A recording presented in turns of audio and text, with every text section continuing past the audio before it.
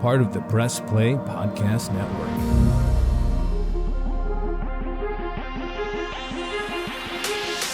45-50, 45-40, run, William, run! He's got blockers in front, 5, touchdown! Joshua Cribbs turns disaster into a score! Kick block! They blocked the kick!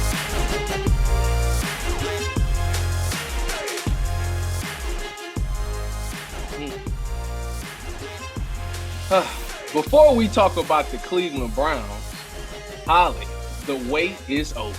DraftKings Sportsbook, an official sports betting partner of the NFL, is officially live in Ohio. Now you can legally bet on all your favorite sports, anytime and anywhere, right here in Ohio with DraftKings.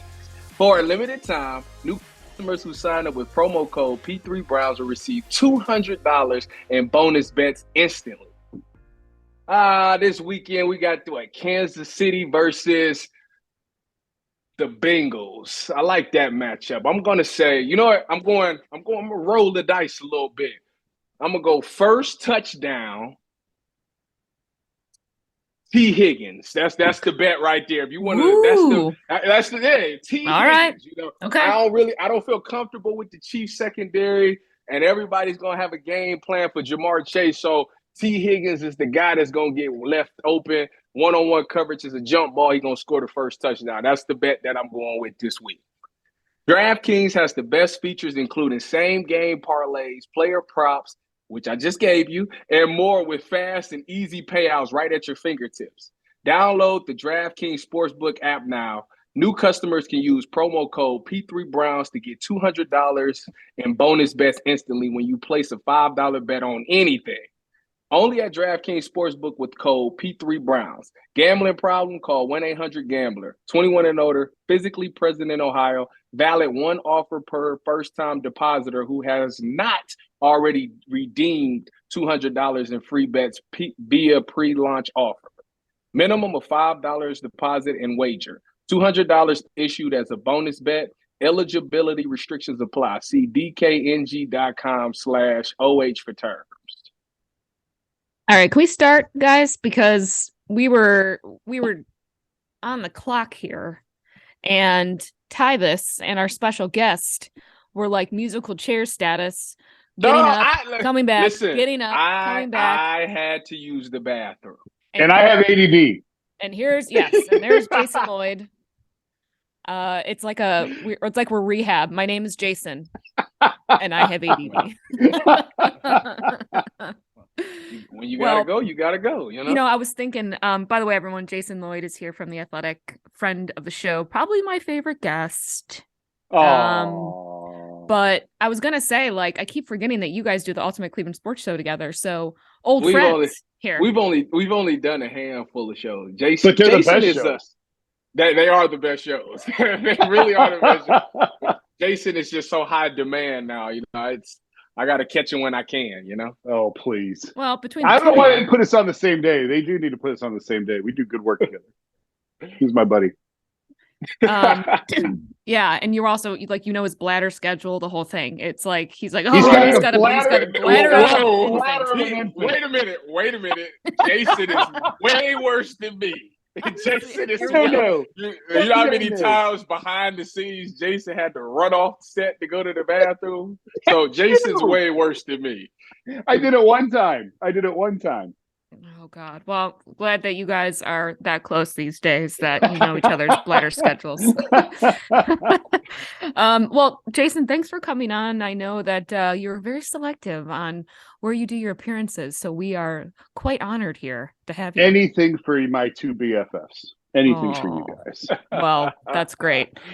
All right. Well, so Jason, lots of questions. We haven't had you on, I think, since a long time. Probably, did we do it all this year? I don't think we did one at all. No, we did do before one the season. Was it before the season started? I think it was before the season started. I think it was actually. Yeah. Well, wild ride, as you know. 7-10, certainly not good enough, of course. Jason, Tyvis and I got into this a couple weeks ago. Browns fans, don't look at me like that. Trust me, you're gonna know what I'm talking about. as Browns fans, we love to come up with excuses on why we don't win anything, win games, win the draft, whatever. Some of them is the truth. It's not all right. excuses. What it is. Can I finish my? I'm sorry. Go ahead. I Thank apologize. you. Trust me, I'm getting to that. So Tyvis and I went back and forth a couple weeks ago about this, and I feel like this season was more excuses, and Tyvis feels like it was more reasons. He says reasons, defense sucked, injuries, and I feel like it's a whole bunch of freaking excuses, and it feels like a wasted year. So what say you?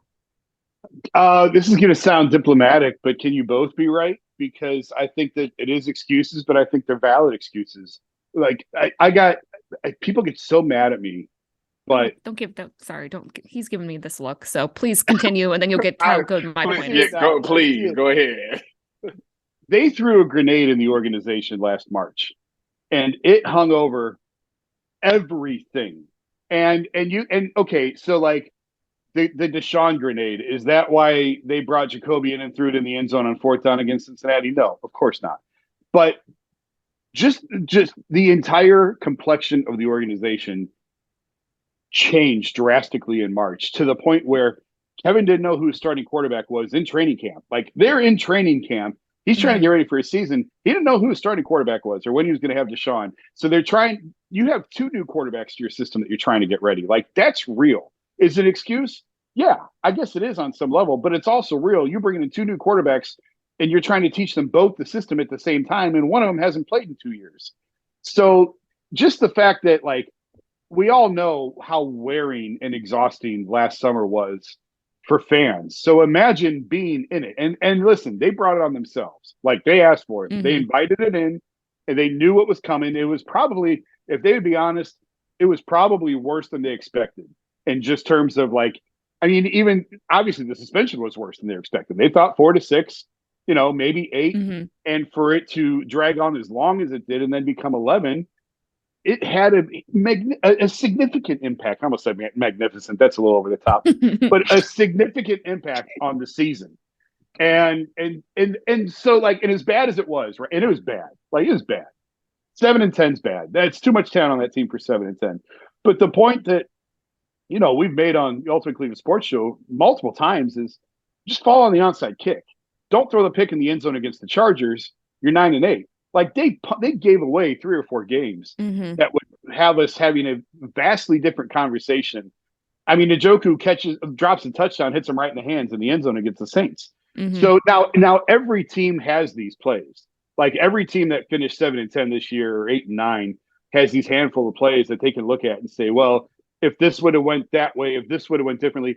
And that's sort of the point of the NFL, is that, like, half the league was in, like, 7-9 win territory, 7-9 win range. So that's what separates the good teams from the bad, is being able to make those handful of plays.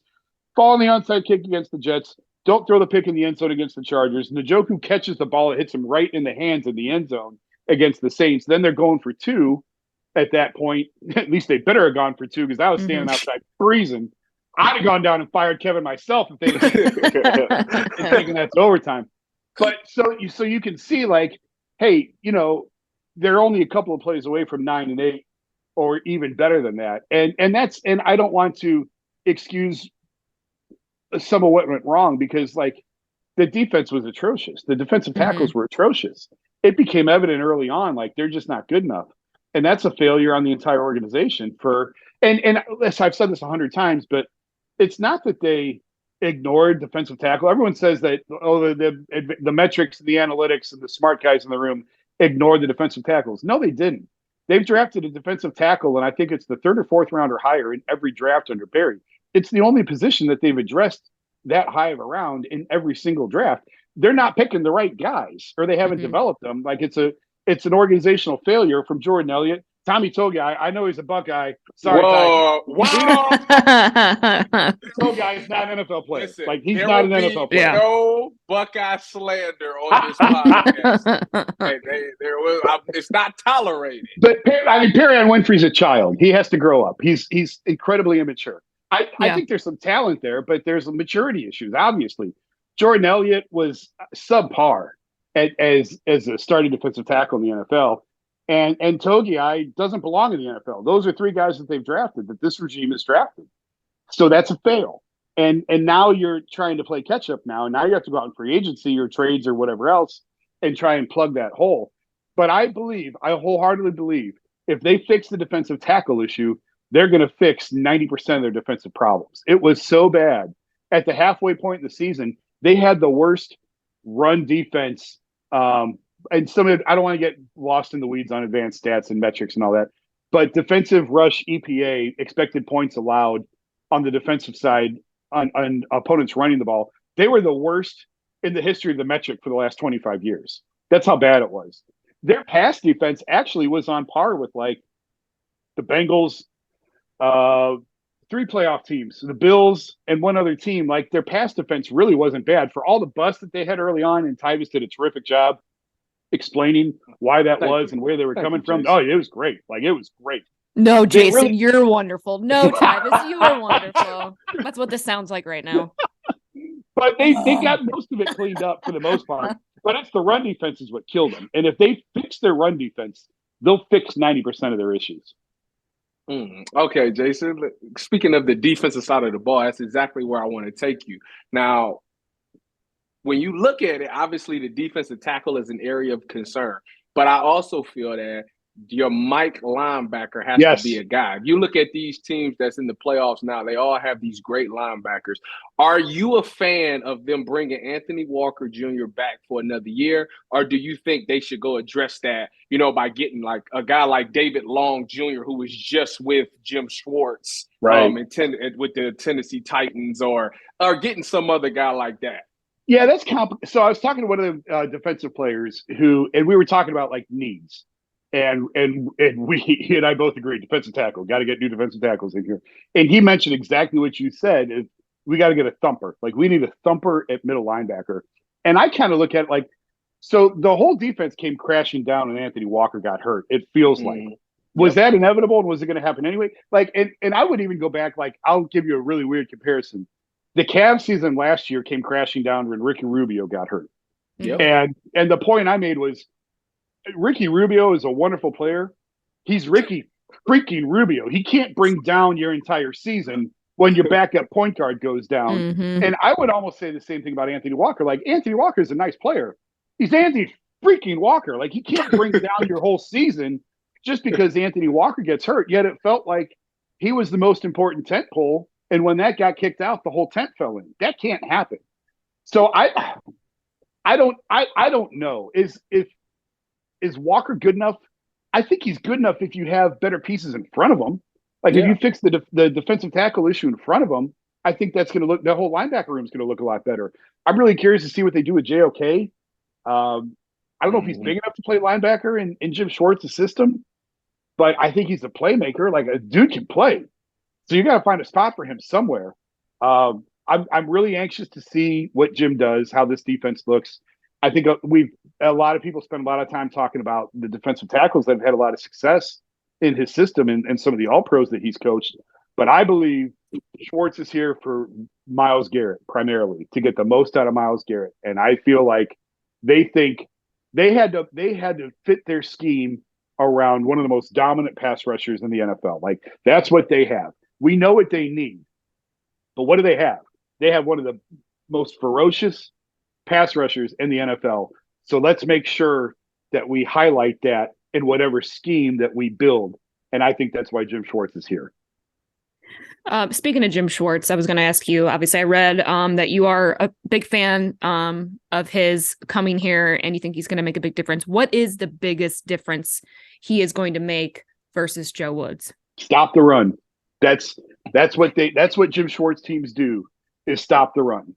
And I was talking to somebody with the Browns and said, like, is it too simplistic to say, like, Jim's here to fix the run? And it was like, yeah, that's probably over. Like, it makes for a nice headline. That's a little oversimplifying things. Like, there's a whole defense that needs corrected. And, but I primarily, that's what killed him. It's what, on my opening rant, that was the big point I was trying to make was, if you fix that, a lot of the other issues are going to take care of themselves. I think Greg Newsome had a better year than people realize. If you look at the advanced stats and the metrics, the numbers indicate Like everyone thinks he had a bad year. I think he was better than people think. Martin Emerson was elite.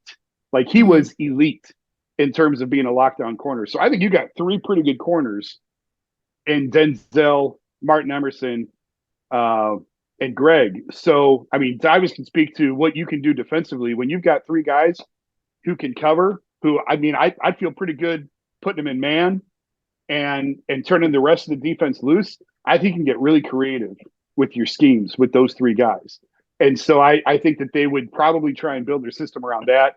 I think there's going to be a lot of changes to this defensive staff. Obviously, they retained all the coaches to this point. I think there will be changes, though. Jim's going to want to get guys in who he's familiar with.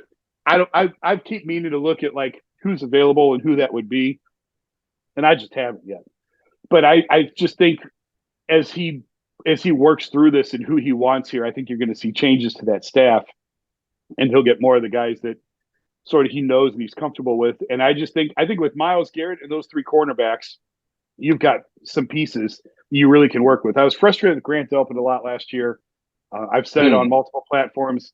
I just don't know how high of a football IQ he has. I think he's incredibly athletic, but I just looked like he made some foolish mistakes. But I still think that there's obviously talent there you can work with. I'd be curious to see if John Johnson's back or not.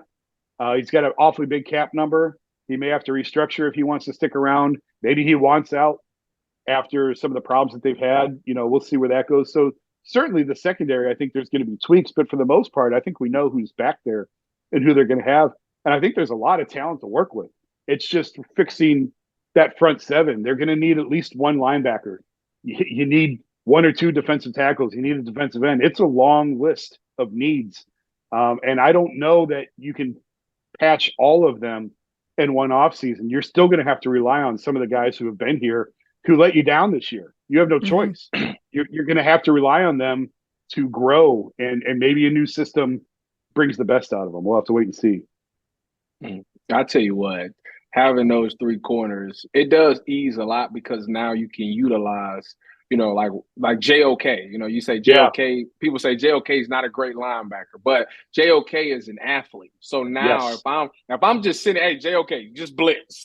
Just blitz on a tackle, he can use his athleticism to beat people, and you don't have to worry about no coverage bust if they're running man behind and nobody's getting cut loose. So those things will work, but that's why it's important to have those three cover corners. But I want to take you to the offensive side of the ball because the rumor is that they're going to the air raid, but I'm not even going to go there I'm not going to go there with you right now. What I'm going to go to you is there's two names that's being linked to the Browns and possible wide receiver. And I want to know which one you think would help fit more. It's DeAndre Hopkins and Hunter Renfrow. Which one do you think would be a better asset for the Cleveland Browns? It depends on the price, right? Like it depends on what you have to give up for them. Obviously, both have ties to Deshaun. Hop played with him in Houston. Renfrow at Clemson. I think for their need, I don't think either is a perfect fit. Mm-hmm. But I think either would. I don't want to give you a non-answer. I guess I would take Hop out of those two guys. I would take Hop. Really? But I think Renfrow would fit really well here. I don't like the. If I was to get Hop, I would give up DPJ because those two are like too similar. Yeah, like it's. One, they're both big bodies. They both catch the ball well. They're not burners. They're not great route runners. Yeah. So, you can't have three of those guys in it that's doing the same thing. Go ahead. I'm not making that trade. DPJ's younger and his ceiling is in front of him still. You know what I mean? Like, I'd rather, if you put it that way, then give me Renfrow and I'll stick with DPJ because I think that there's more to get out of him. I think Hop, we've seen the best of him, which is very, very good. But I don't know how much longer he has left at that level.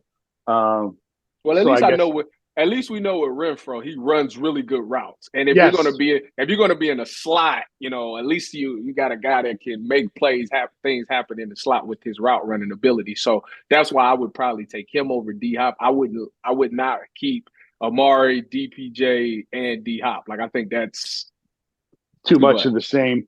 I still think they need that guy who can. I hate to use the cliche, but they can tear the top off a defense. But that's really what they need. And it's not going to be Anthony Schwartz. I think we can all agree on that. Holly's roommate. Holly's Oh. roommate. Really? I didn't know if that was common knowledge or not. Oh, don't worry. Tyvis let that ball drop forever ago. So yes, he's my neighbor. He is not the best neighbor I've ever had at all. So follow me on Twitter, you probably know. So that's who I was talking about. But I don't know how much longer he's going to be my my roommate. Yeah, maybe not much longer. Tyvis, my neighbor. By the way, he's still around. Like last year, he was like gone. He's trying to get better. You know, the team, Cleveland needs What's he him. doing? Training over in Berea or what? The Cleveland Browns are undefeated when he rushes the ball. So, you know, we can't get rid of a guy like that. I'm just saying. But Tyvis, would they tell him stick around? You know, like you got work to do. If you want to make it here, stick around. Yeah, you better. That's probably why. Better. So that's probably why he's still here. Yeah. Well, he needs to also pick up his packages in the mailroom because they are just getting outrageously. Well, you're his roommate. Pick him up for him. Take him up. Wait a minute. On top of that, he was hurt, so he still got a rehab. Oh, that's true. Yeah, because John Johnson was going to have to stick around for a few weeks. He may still. You got a rehab when you hurt. You can't enjoy your off season. Just John got hurt. John said that John got hurt in the last game. He's like, well, now I'm here for another 3 weeks or a month or whatever because he had to rehab. What was it, an ankle or knee or calf? I don't remember now. What? Oh, you know what I just realized? I got Tyvis's face on my. Whoa! I forgot I had that shit. Ultimate Cleaning Sports Show. Why don't I got one of those? You guys got to hook me up. There's Ty. There he is, right there. Wow. I don't know why I'm doing this. This is a podcast. No one's going to see the audio. I didn't even have to die to get on the shirt. Look at that. Jason, do you know that Tyvis is on Cameo? Did you know that? I did not know that. Oh, that's awesome. I'm going to mess with him. I'm going to screw with him. Right?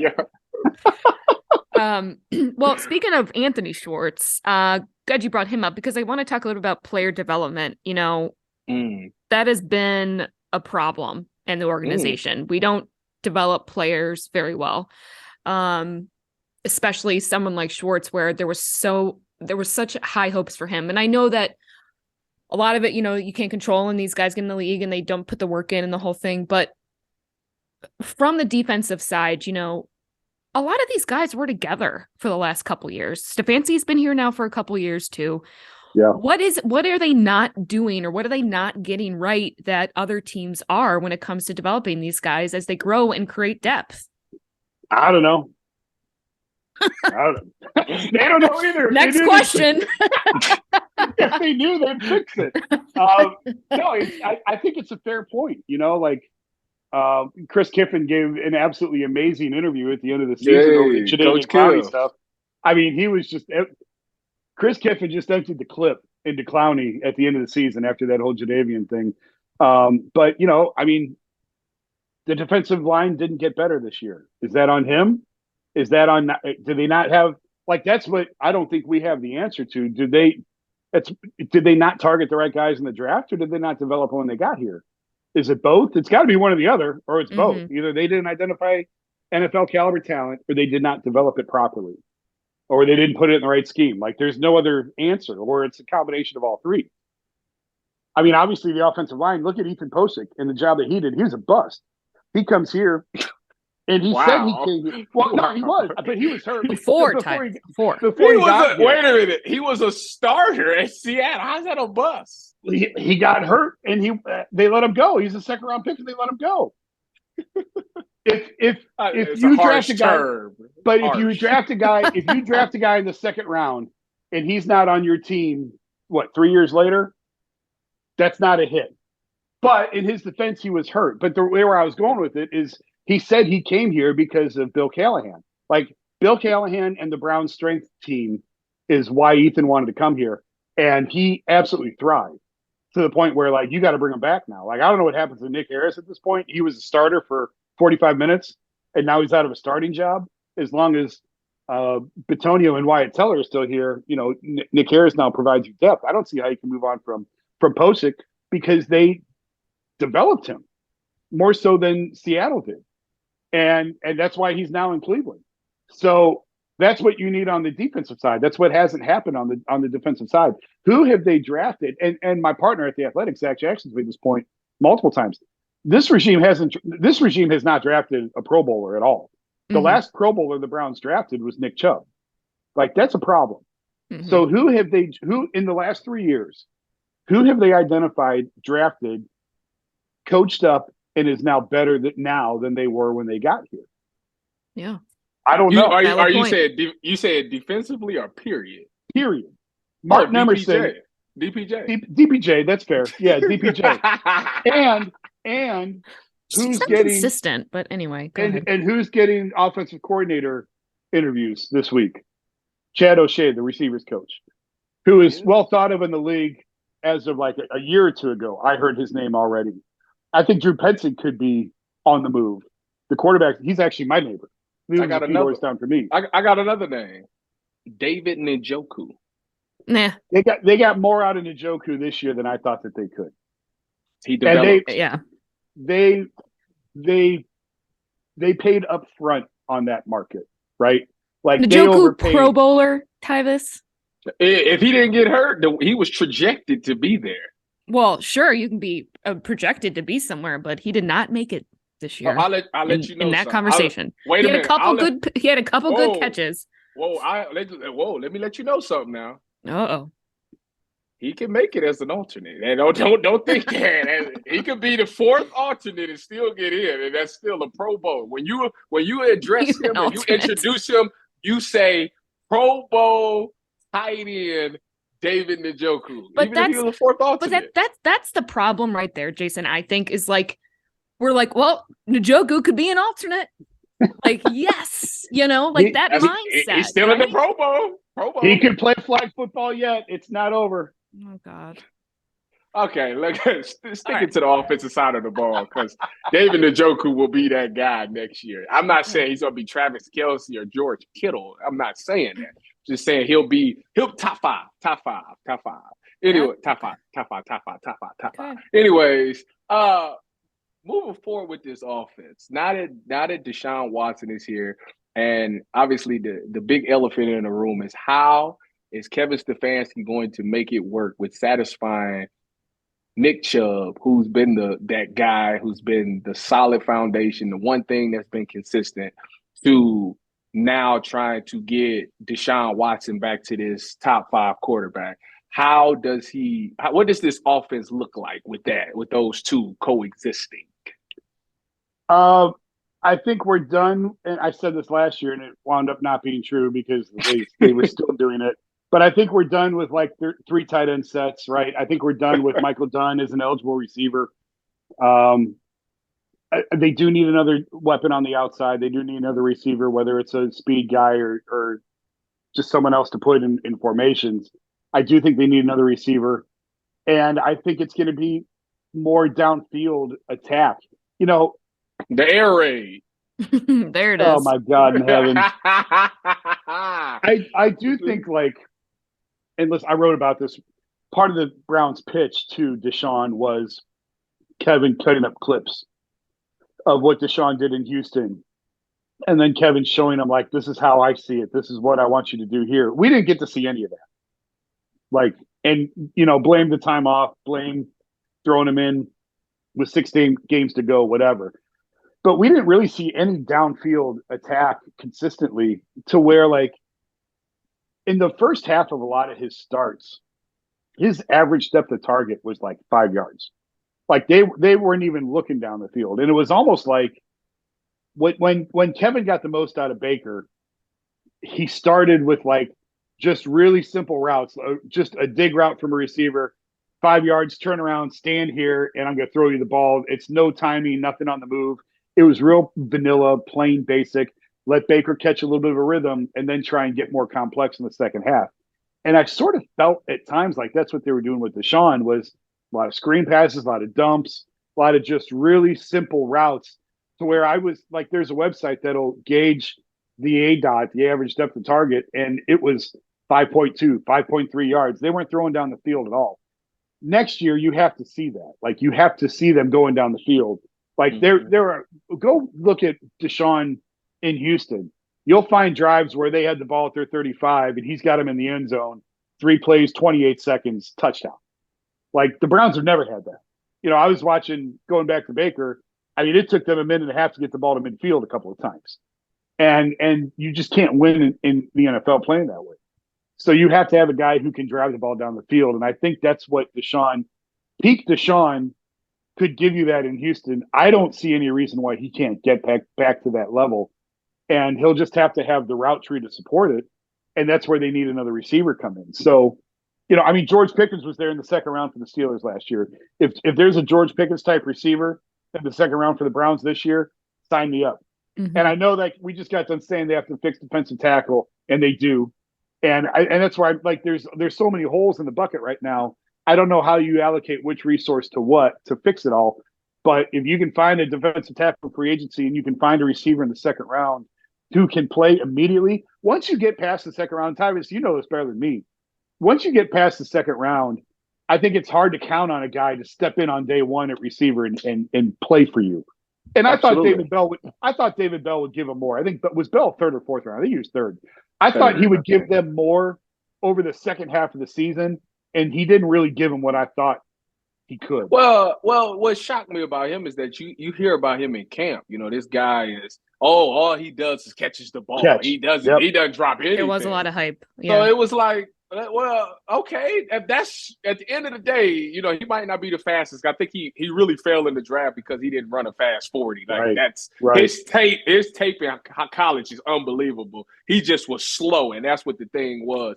But if you got a guy that's a good possession receiver, you're like, okay, then that guy should be able to come in the game, and if he touches his hand, he should catch it. And it was a lot of the times that he got overlooked by Michael Woods. Then you hear Michael Woods in the camp, and you're like, oh, we got Michael Woods doing this nice stuff.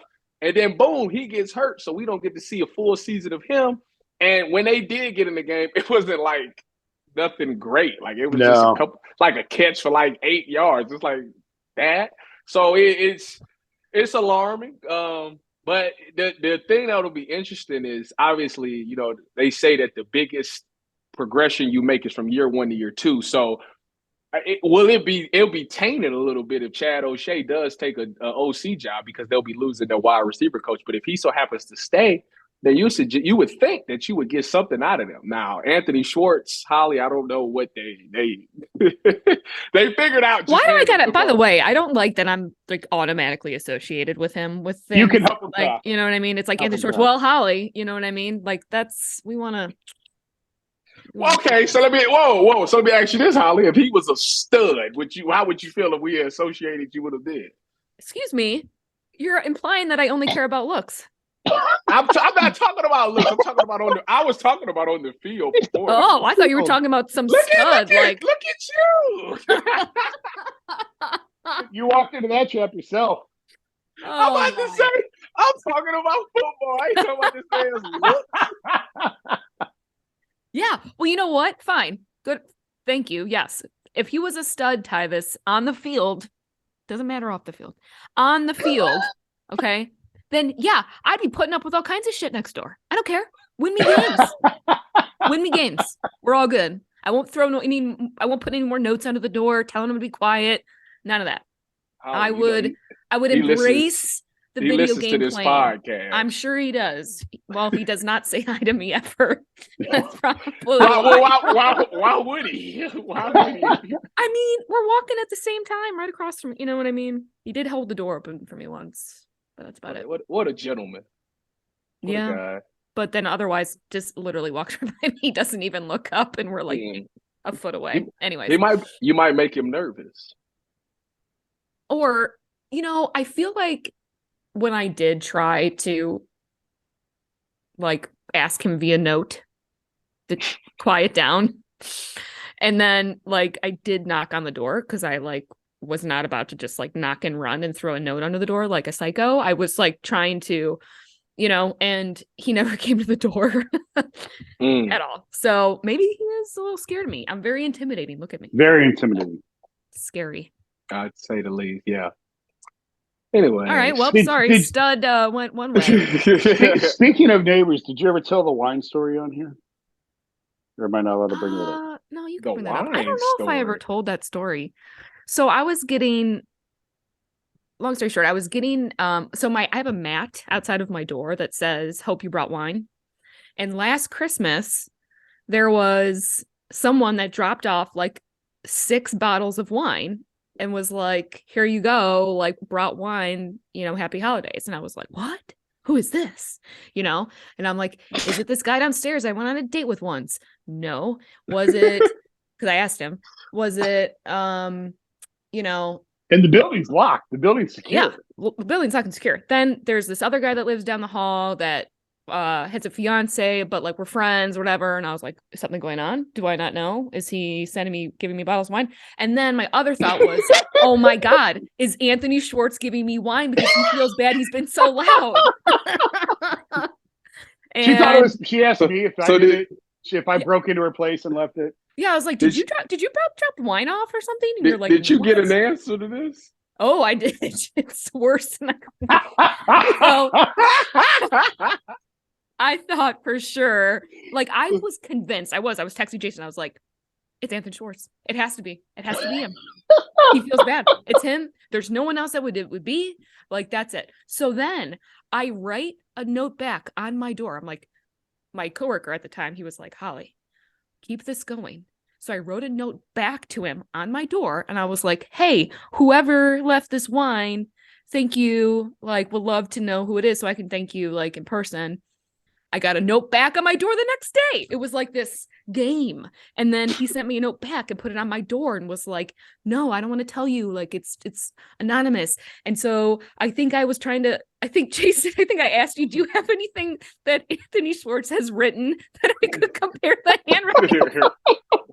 I was like, what do you got? What do you got in there in the locker room? Can you find me something? And I'm like, Googling Schwartz's handwriting. I'm like, I wonder if this is, it's gotta be him. It's gotta be him.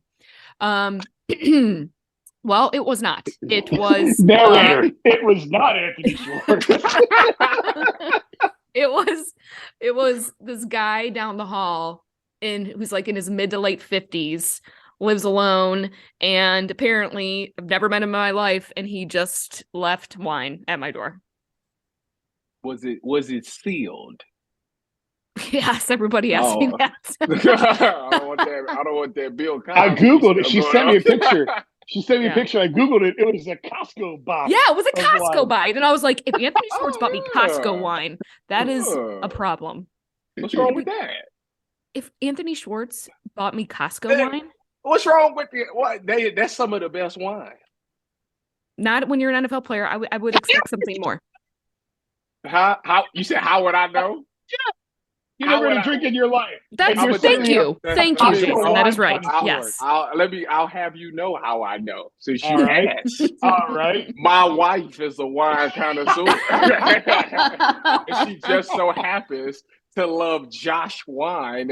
You could buy it at Costco. Josh, but these were not like bottles that I'd ever heard of, and so I was like, yeah, Jason Googled it, and he was like, oh my God, yeah, there's the 6-packs at Costco for like $60 or something. Like it was so, and I was like, if Anthony Schwartz bought me Costco wine, like he is, you he has a big contract. Whatever. You're bougie. That is bougie. She's very Lord. I am not bougie, you guys.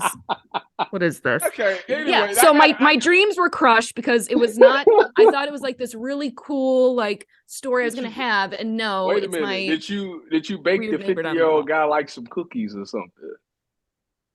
No, I can't. That was it. I stopped it right there. There was no response back. I did not write anything back on my door. You found out who it was. You that was it. That was it. And I was telling everybody at work, and I'm like, you guys, this whole thing. And then finally, I'm like, wah, wah. Nope, it's this guy. Did you ever drink the wine? Was it any good? Did you ever drink it? I did drink it. No, I mean, I think I might have brought. I don't know what I did. I drank it. I think I used it for things. Lord. But this is rich. Okay, can I ask Jason a browse related question? We're gonna take a quick break. Okay. Tyvis, you can ask your question, and then I want to talk about Stefanski in more depth. Because there's one thing that I think he should give up, and you two think he should. Here we go. We'll get into it. He ain't giving up the call when we come back. That. But before we do, I want to talk about DraftKings. Tyvis opened the show with DraftKings, and it's here finally. It's I'm sure you can hear it everywhere on this podcast.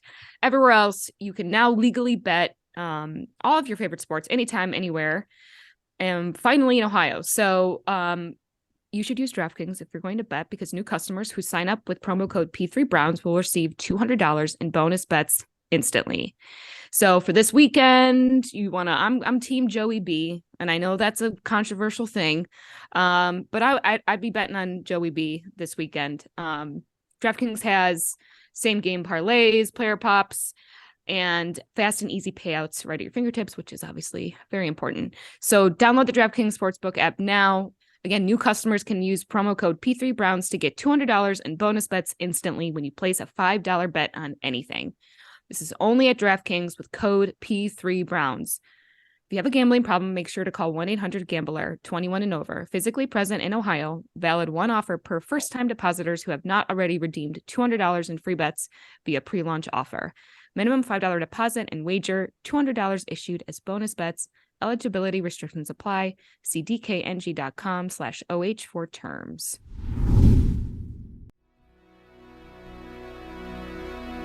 Hey everybody, it's Sam Amico from Cavs on the Break NBA podcast. Be sure to give us a listen for all your Cleveland Cavaliers recaps, analysis, breakdowns, draft talk, free agency. The list goes on and on. Give us a listen, Cavs on the Break NBA podcast. Looking for new insights on the Cleveland sports scene with a unique side of Cleveland sports history? Then you found the perfect podcast. I'm John Sable. And I'm Scott Sable, and we're hosts of the Sable Brothers on the Baseline podcast, a podcast about Cleveland sports, but not your typical podcast about the land's sports teams. Join us as we embark on a journey of sharing a unique and historical side of Cleveland sports history with the help of some former Cleveland sports stars and other historical figures. All right here on the Sable Brothers on the Baseline podcast, part of the Press Play Podcast Network. I wanted to ask you, now that Jim Schwartz is here and, all of his defensive tackles have become pro bowlers and become great players, is Perion Winfrey, does he have what it takes to be that guy? Man, I'm not going to go that far. I think Perion can play in the NFL, which, given where the defensive tackle room is, yay, like that's a step in the right direction. But I do think I think there's something there. Like, I think we saw enough out of Perion that there's something there. I want to see more. But he's got to be able to keep his helmet. He's got to be able to keep his jersey on. We can't have any more of obviously there were some discipline issues with him. There's a ton of maturity issues. He's got to be active. He's got to be on the field. So hopefully he can put some of that behind him. But I think I'm the most hopeful of him, of anyone in the room from a talent perspective. Mm-hmm. Over Jordan Elliott, certainly over your boy Togiai. Stop doing that. Keep doing it. I'll let you know that. I'll let you know that Tommy Togiai is probably the strongest D lineman on the Browns. Didn't do him a whole lot of good last year, now did it? It was the scheme. It might have been the scheme. He didn't hit the quarterback for a month. And when he did, it was a personal foul, 15 yards, and he didn't get back on the field the rest of the year. Oh, God. He was not active the rest of the – because I looked it up. Because he hit the quarterback. I'm like, oh, my God. Tommy Togiai, I just hit the quarterback. Oh, there's a flag. Roughing. Tommy Togiai. It was a bad call. I don't know if he's hit the quarterback all year. And I looked it up. I'm like, nope, he hit the quarterback a month ago. Wait a minute. Did you not know that NFL officials have a thing against Ohio State D linemen? Oh, here we go. Joey Bosa just got fined $56,000. I saw that. So, just us. Go Bucks. Yeah, they target those. They target those Buckeyes, man. They do. All right, Stefanski. So last week, Stefanski went on a nice little PR tour. Looking like a snack. Looking like a snack. Not mine. I'm so people just roughing me up with that. God forbid. They're like, what if Stephen A said that? I'm like, well, A, I'm not Stephen A. B, I'm not a reporter. Don't you inspire to be like Stephen A? I do not, but That's okay. Some people do. But I think it was good for him from a PR standpoint to do this. I think, he obviously comes off as, very close to the vest. And he wears 2 vests. He wears 2 vests. But from a relatable standpoint, right? I think it was really important for him to do this. He was incredibly respectful and humble and nice in our studios. I know that, but he said a couple interesting things, obviously, and did open up a little bit more. But the one thing he did talk about was that play calling for him is exhausting. Mm-hmm. And Jason, you wrote in your latest article that you feel like it's low-hanging fruit and you think he still should continue to, and it's not a big deal. But don't you kind of think, and at least this is what Tyvis and I went back and forth about last week, that I just feel like, does he hang on to it because that's what he knows and that's what he's good at? Or is it a control thing?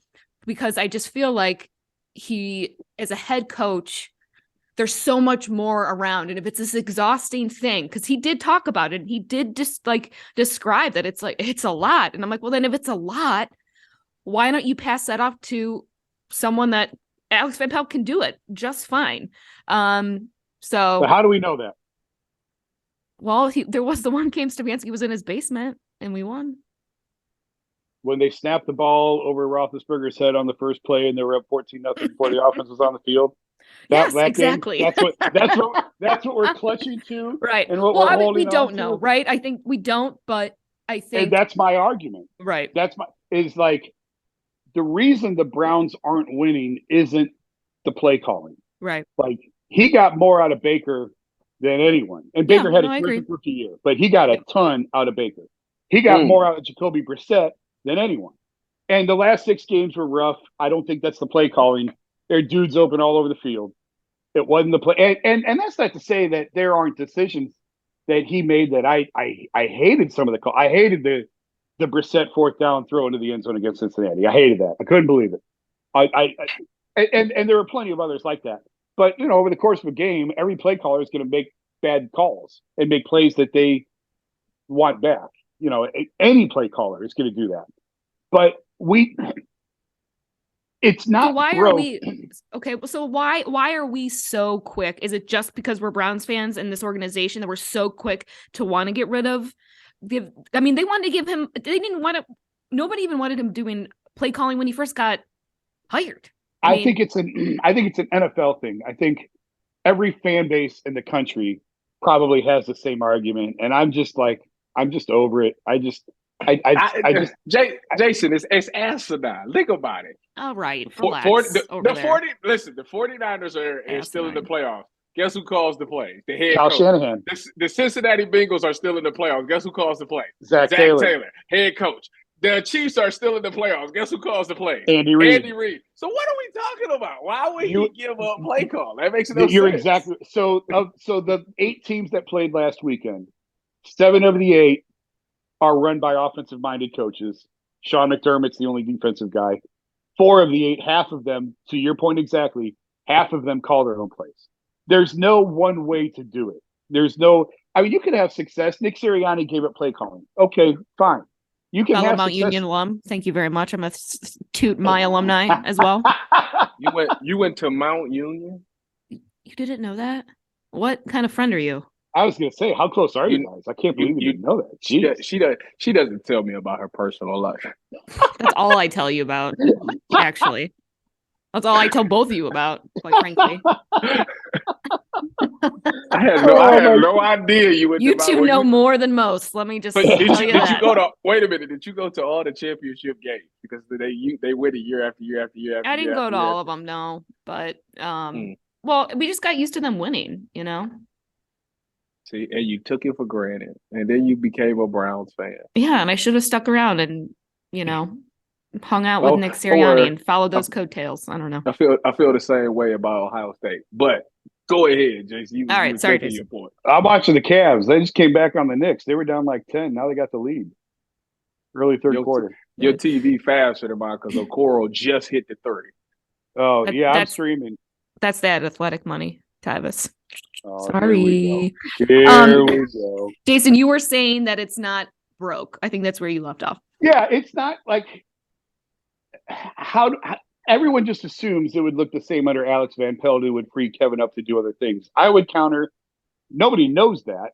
What they're doing is working, and people will say, well, no, it's not working. They were 7-10 last year. Okay, well, they were 7-10 because of the defense. Okay, well, he should fix the defense. Okay, well, he just did. That's why Jim Schwartz is here. Jim Schwartz is here to fix the defense, to be the head coach of the defense. Tyvis, you mentioned Kyle Shanahan. I was talking to some people who kind of know the 49ers setup. Kyle has like hardly anything to do with the defense at all. Like he's got it all that for months. Yeah, he's got it set where he wants it, and so he doesn't even mess with it. And that's why Jim Schwartz is here, because theoretically the hope is that's where Kevin and Jim are going to get this thing to where Jim runs the defense, runs it the way that everybody wants, has it under lockdown, and Kevin can worry about the offense. Like that's the way of the NFL today in a number of places. It doesn't mean it has to be that way. It works a number of different ways, but that's one system that it works in San Francisco. It works in Kansas City. I don't think Andrew Reid's got a whole lot to do with the defense in Kansas City. I might be wrong on that. But and listen, Brian Daboll does another way. Brian Daboll doesn't call his own plays. Okay, fine. It works for them. Up until 38-7, it worked for them.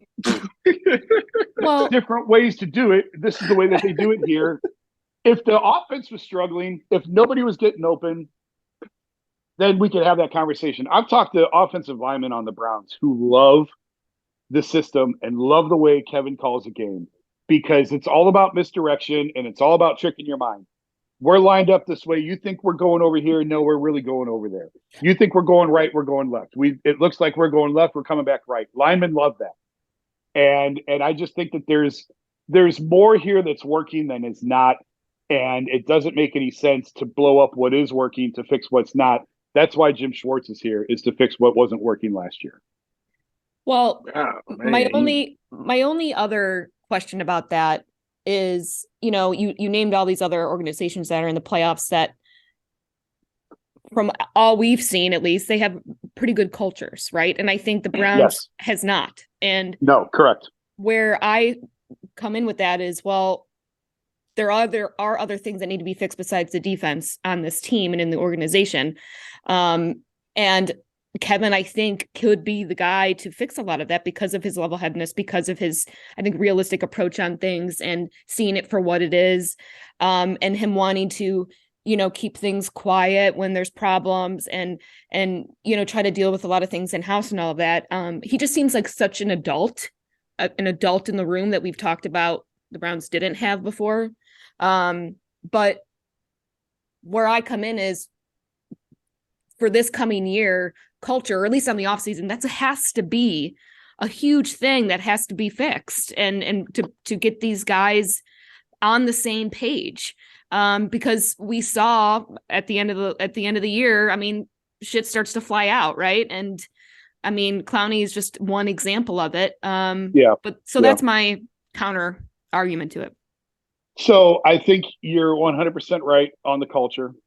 And I also 1,000,000% agree that I think Kevin is the one to fix it because of his even-handedness. He's even keel. A lot of people get upset that he never gets upset, that he never really shows emotion.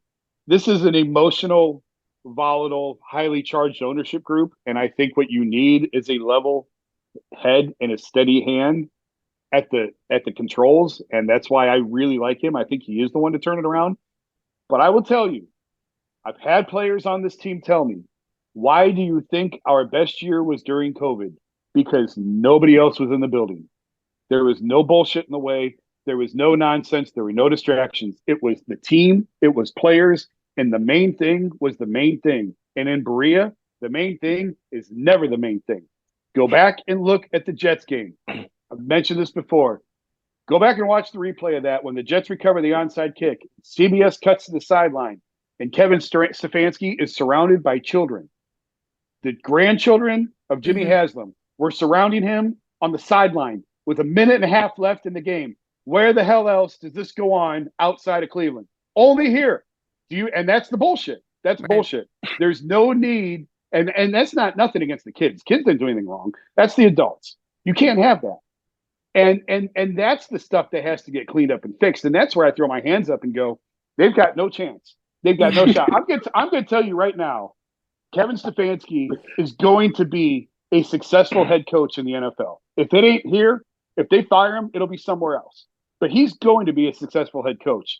And if it doesn't work here and they end up blowing all these guys out too, I shudder to think if they will ever get it right. Because I think I had no confidence in Freddie Kitchens. None. From the day they hired him. Yeah, you keep saying that. No confidence in him. I wrote at the third game, the Rams game. It was the second, might have been the second game. I'm like, this man has no idea what he's doing. And I wrote after the Denver game, I'll show you the article. He's thrashing around the deep end. This man cannot do it. And after they lost to Denver, halfway through his first year, I wrote, they got to fire him.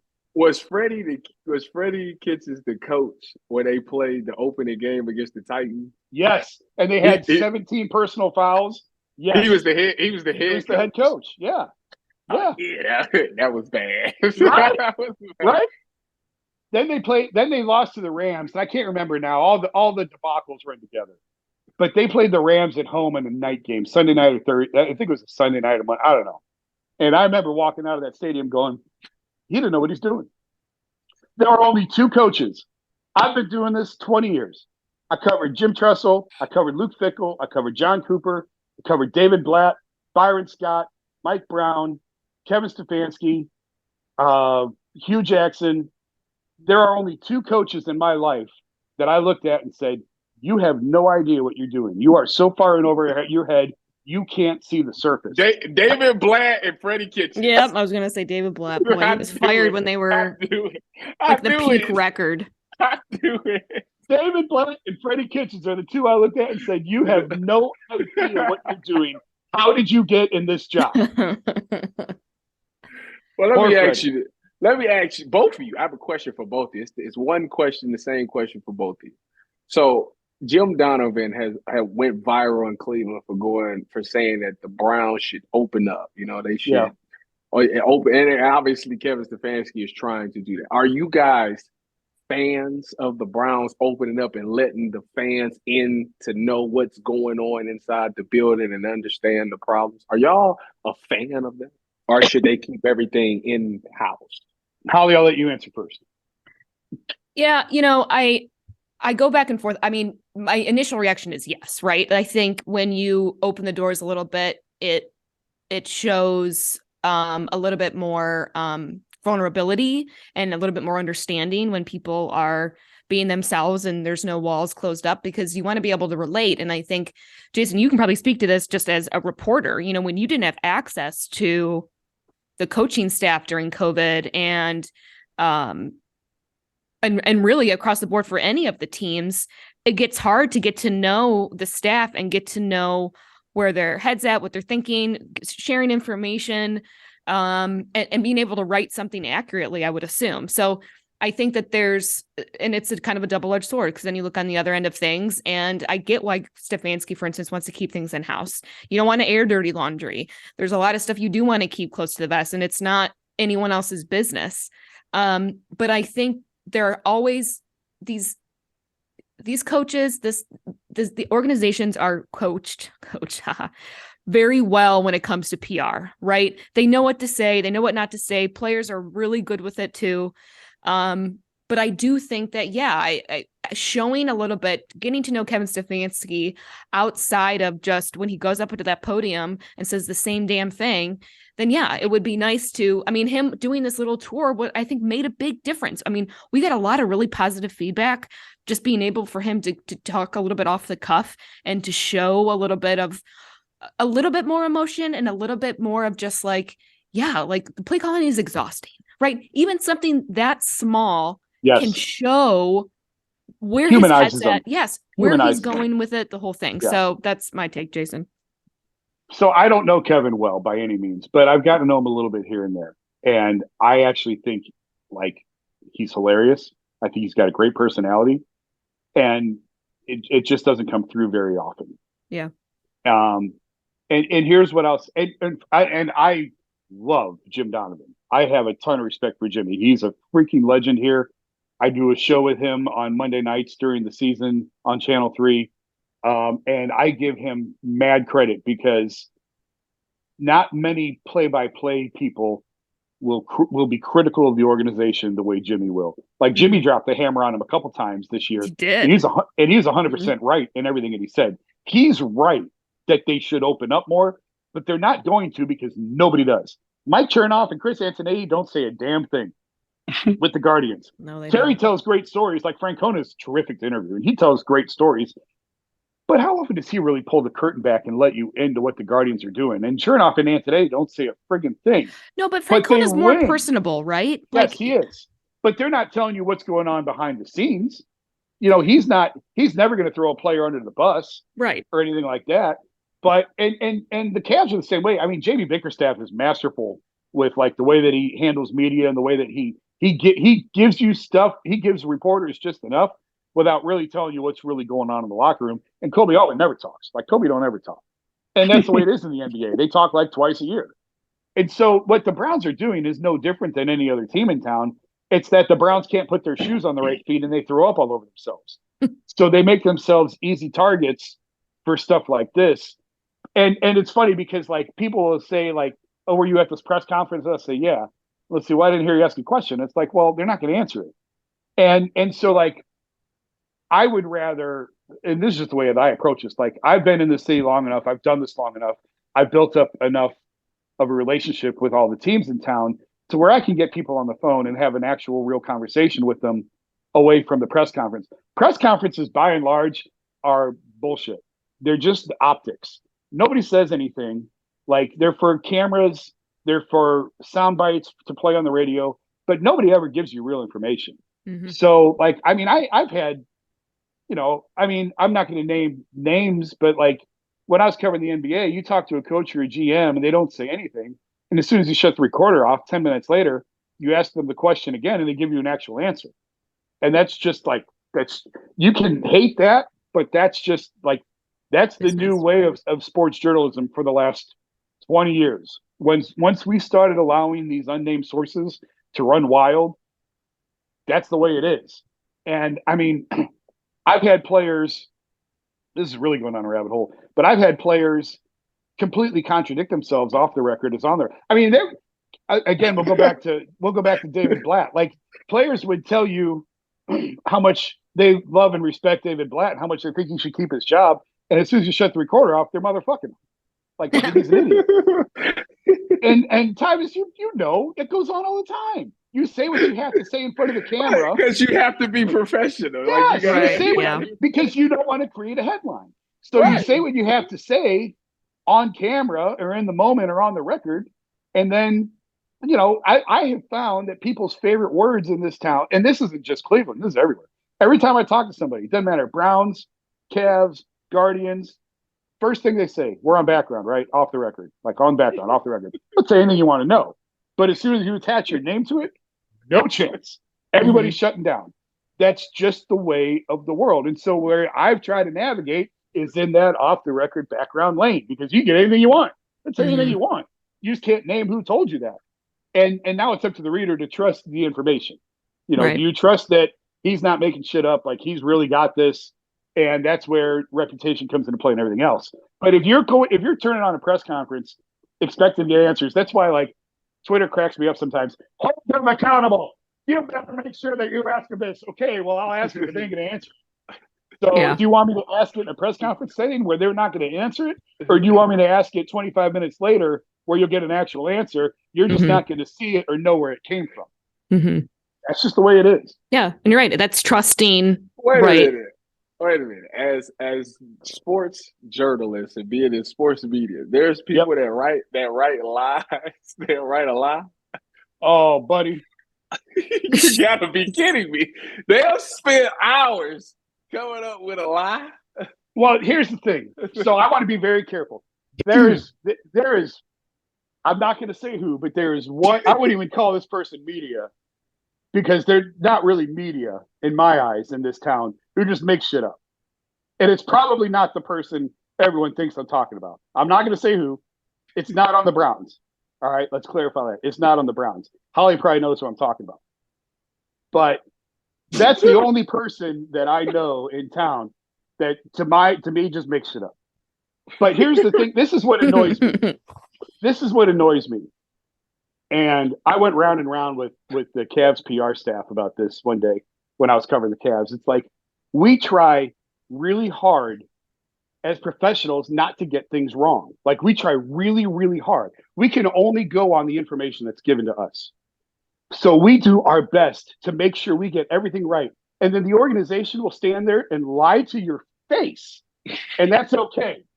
But if we get something wrong, we have hell to pay and they're blowing up our phones with, I can't believe you would write this. That's not true. Like, okay, well, that's what I was told. I can only go off what I was told. But y'all can sit there and lie to me. I've had every team in this town lie to me. Just lie to my face about things I knew were true. And they just flat out lied. And that's okay. But if we get something wrong, you're toast. How dare you? You're just making shit up. No, there is one person in town who I think just makes things up. But that's it. For the most part, I think everybody else tries really hard to do a really good job and to get all the information to be accurate and truthful and fair in their reporting. But yeah, we get things wrong for sure. We mess up. I mess up. I mess up. I come clean when I mess up. I'll tell you when I mess up, when I blow it. Yeah, I mean, I think that which that's a whole other topic, but I think the Browns, I think reporters, our sports reporters in Cleveland really get a shitty rap for absolutely no reason. But that's every town. Every town hates the media. Yeah, I don't. Every town thinks they have the worst reporters, and that's fine. I mean, go look at my Twitter mentions sometime. You'll run out crying. So they cruel to. Wait a minute, Jason. They cruel to you. Well, I don't read them. I told you I don't read them anymore. I know. I took your advice. You did the same thing. I don't see nothing. It's a beautiful world, isn't it? You can say whatever you want to me. I don't see a thing. I made the mistake of looking at mine on Friday after Stefanski was in studio, and you would have thought I just objectified this man to nothing. I haven't look at it. I haven't done it in a while, but I used to text Holly multiple times. Stop reading your mentions. Stop reading your Twitter mentions. You did, because I would text you. Yep. Mm-hmm. I can see when Holly's going down the rabbit hole when she's going to war with people. Like, and I was in bed on my phone, like texting away. And I get a text. Stop reading your mentions. I'm like, damn it. Yes, I'm reading my mentions. Leave me alone. Oh God. Well, hopefully, maybe we'll have to do a mean tweet segment next time you're on. Oh, that would be awesome. That would be awesome. Yeah, that'd be really fun. That would be great. I'll go find some of the best. I was called one of my favorites, my favorite insults ever to me. Quite frankly, I told the guy, I was like, that was actually really good. The obvious rumors of Baker and Cheesecake Factory and the whole thing. Yeah. Someone called me a wannabe Cheesecake Factory slut. And I was like, whoa, that is kind of impressive. They didn't come up with that. People be talking to y'all like this. Oh, man. You're not even a Cheesecake Factory slut. You're a wannabe. Yeah, I know what I'm saying. I can't even get to Cheesecake Factory. Work to get to that level of a Cheesecake Factory slut. Oh yeah, so we'll have to do that. We should read some great. Nobody really tweets me mean things. Oh God, yeah, you're Mr. Switzerland. You're so nice. Yeah, you're so nice. I told him, Jason, that he needs to get more. He's like the Stefanski of this podcast is what he is. That's what he is. That's what you are. I don't overreact. You see it for what it. You see what it is. You understand where things is going, and you. Oh my God, you're the Stefanski of this. Holy crap! Finally, it came to me. I've been like, what is his story? There you go. Well, I was Switzerland. Yeah, you're cutting Stefanski. No, that's not true because you got into arguments, and it's great that Jason has backed me on every argument we've ever had. He's not backed you on every argument. The only thing he backed you up was the play calling, and that's it. Okay, let's ask him right now. You have to pick a side. All right, when you look at this season, who is more to blame? Why do you always say that? You always say that, and I never said what did you say? That it was not the defense's fault. I said please. It was both. I agree with you. I said it is mostly the defense's fault, but There was some really stupid play calling on the offensive side of the ball. There's a ton of penalties. That's discipline that falls under Stefanski. That's it. That's what I said.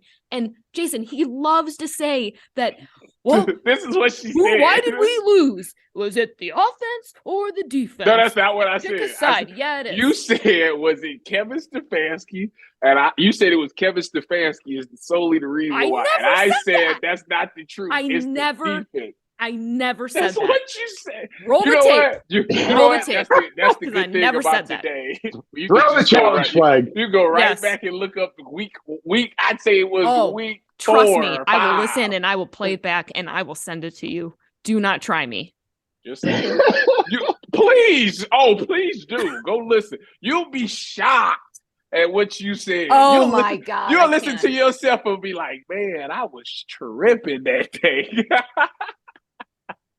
No, I'll be waiting for that text. Jason, I never said that, and I would never actually say that, so I don't have to even. Jason, how about this, Jason? She went so far to have her coworker come up to me, and I had to break it down for her, and she took my side. She backed me. She said, he got you. My manager met Tyvis at the pregame for a Browns game, and Tyvis was like, "Hey, how are you? Nice to meet you. By the way, who's to blame for this season failing?" And I'm like, "Are you fucking kidding me? Like, you just met her, and you're asking." I like to know her opinion. Yeah, no, I wanted her voice to be heard. I don't. I absolutely never said it was all on Kevin Stefanski. I never said that. You have said it's all on the defense and not on Kevin Stefanski. It's the truth. Okay. The man. We're just gonna leave it at that. The man had 24 points per game before Deshaun Watson came. I mean, that's more than enough to win. All right, we can't do this anymore. I can't do this anymore. You tell me that Kevin Stefanski made all these fantastic 100% play calls. It was terrible play calls. He brought in bad play. Yes, of course there are bad play calls here and there. And listen, like I said, he got the most out of Jacoby Brissett that anyone could get, but Brissett still made just bone-jarring mistakes at the end of the game. Of course he did. The interception in Atlanta, the interception against the Chargers, but Jason, let me tell you this, Jason. In those games, were the Browns winning at some point in that game? Oh yeah, for sure. And I mean, they gave up 200 yards to a Chargers team that couldn't run through a paper bag until they came to Cleveland. The defense rests. Oh my God. He just did a mic drop and walked off. My man just did a mic drop and He's probably got to go to the bathroom again because you guys got the smallest bladders on this planet. No, he does. I don't. This has all come full circle. Here we are. I rest my talking about pee. So I have the bladder of a 46-year-old man. He has the bladder of an infant. Oh my God. I absolutely never said that. So anyway, we're going to leave it at that. I said it was both, but I definitely said it was more. What did I actually, I said it was 70-30 and you said it was 98-2. That was the conversation we had. So would I say something like that? 2 weeks ago. So I rest now. You think I would say 98-2? Yeah, because then I said 2%. I said that's as much as the Browns had the chance to still make the playoffs, I think, at the time, is what we were saying. And I said, that's what you're giving Stefanski's blame of 2%. And you said yes. Yeah. Okay. I think he gets more than 2% just being the head coach. It all falls on him. Ultimately, it all falls on him. Thank you. And that's why Joe Woods is gone and Jim Schwartz is here. Yes. You can't control everything, okay? At the end of the day, you show up and you do your job to the best of your ability. If somebody else don't do it, that's fine. He'll be gone after the year is over with anyway. Not all the time. And at this point, it was already over with anyway. Jason even said it. When they came out and said Deshaun Watson is going to be suspended for 11 games, and they decided to go with Jacoby Brissett, it was over. Next year. And people got so mad at me. I said that in like week 3. I'm like, well, I can't get upset every week and like live on this because they suspended your quarterback for 11 games and the Browns looked at Jacoby Brissett and said, no, we're good. And that told me everything I needed to know about this season. And Brissett played better than anyone could have anticipated. I agree. But they still went into the season thinking Jacoby Brissett was good enough for 11 games. That told me where their mindset was for the year. See you in 2023. That's where their mindset was. All right. We'll get ready in 2023. And that's all she wrote, guys, because that's all he wrote. That's how we're ending this. So everyone's probably got to go to the bathroom. Jason, thanks for coming on and not being Switzerland and sharing your opinion and making me feel right and Tyvis feel right, and being very diplomatic, which you normally aren't. So I'll take it this time. Tyvis must be rubbing off on you over there at the show, the Ultimate Cleveland Sports Show. My Tyvis t-shirt. Yes, I gotta wear mine tomorrow. The Cleveland guys, the Cleveland company guys coming in. Yeah, I saw that. Nice. I saw that. Yeah. My daughter is so mad I'm not on this shirt. She's so mad every time I wear it. She's like, "Why aren't you on the shirt?" I'm like, "Honey, I wasn't part of it." Like I wasn't part of the show when they made the shirt. That's what she's. Well, then they just need to do another one. I'm like, well, that's not the way it works. Like, that's not the way it works. Look at her in her dad's corner. That's right. That's a good daughter there. That's right. All right. Well, Jason, seriously, thanks again. If you'll come back, we would love to have you to talk about maybe listen to some old episodes, understand that I was right. Referee some fights between you two. Yes, exactly. There's nothing to referee because it's like, first of all, half the time Holly's arguing with herself because I'm not going against her. That's first of all. Secondly, when I'm right, I'm right. When I'm wrong, I could have been right. But I'm still right because I could have been wrong. Like that's pretty much what it is. Boy, that's how I sound. That's what I say. All right, I might have been wrong, but really I was right. But really, was right. So now I'm yeah, wrong. Exactly. Thank you. Welcome to my misery of Brown season every week with this man. Just kidding, Tyvis. You know I love you. All right. Browns. All right. Thanks, guys. Orange is Oranger, Cleveland Browns podcast. Like and subscribe. P3 Browns, DraftKings. Go make some good bets like Jason Lloyd is not doing. And Tyvis, take us out. Yeah. Big one. Go Browns, baby. Jim Schwartz season is here. Let's go, baby. The road to the top. We going from I don't even know if we finished in defensive, but we're gonna be top 5 next year because he's gonna fix this thing. Yeah, I just said that. Yes, I did. And write that down. We're recording. Don't worry. The Browns will win at the minimum 10 games next season. So, playoffs in the future. Let go.